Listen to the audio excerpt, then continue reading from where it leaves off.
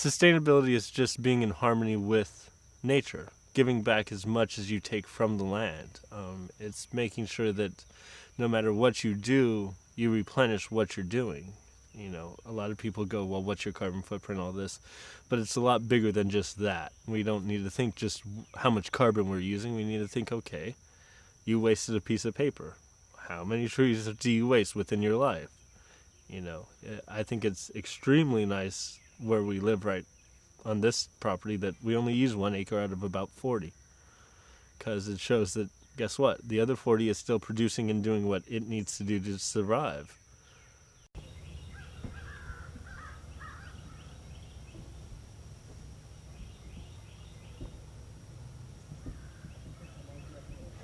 One of the things with straw bale construction they like to say is you need good boots and a good hat.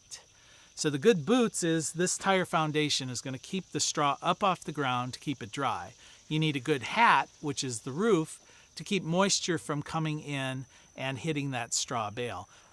We will float the building on the surface, and we're building on a rubber gasket known as automobile tires.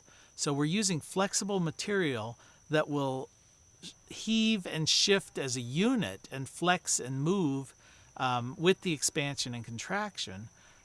And they've pounded these tires. They've got them relatively level. Then we bring the second level on. We put a second level of tires. We put cardboard in the bottom so everything doesn't just fall out. We level it out and create these things called baskets, which is where we need a half tire. Back in the old days, they would actually cut tires and use them. But what we do is we use whatever we can find, you know, chicken wire, hardware, screen, anything like that people have readily available that can hold in rocks.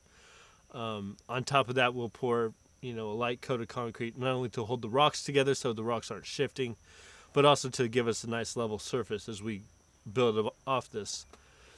Tell me a little bit. We put a moisture barrier on it. We put a sill plate on here so we can attach the frame. And within just a couple of hours, you've got a strong, well-built foundation for any type of building, and they can stand back and go, you know, that's remarkable.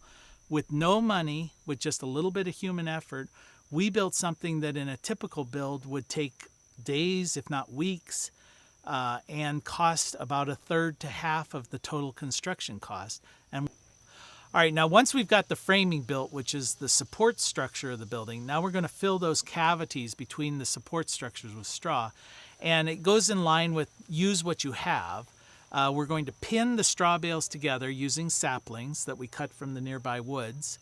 We're going to then corset these bales together so that there's a sapling on either side, and then we'll use straw bale needles to cinch it together so that we've made one solid wall unit. And once that's in place and once it's secured in within the frame, then we'll begin to mud plaster over top of it. Because although we do make it sometimes in a cement mixer, we conventionally try to teach you how to make it with your feet. And it's just this mixture of clay. Luckily, we got lucky in this location. The soil is clay. So we mix this clay with a bunch of water and some straw. We make what's called cob or rhino poo. The things that we use, the cob, the rhino poo, and this scratch finish actually start to pull moisture out, which helps with the straw to keep the moisture away from the straw and away from it corroding. All right, go for it. Once we finish that scratch coat, we have a nice smooth surface to work what we call finish coat. It's more of a plaster type, you put it on with a trowel and a mortar board, and basically what it is it's more sand than clay. So you get more of an even finish. Once we do that, it's pretty much weatherproof there. And that's really all there is to the whole process of straw bale building.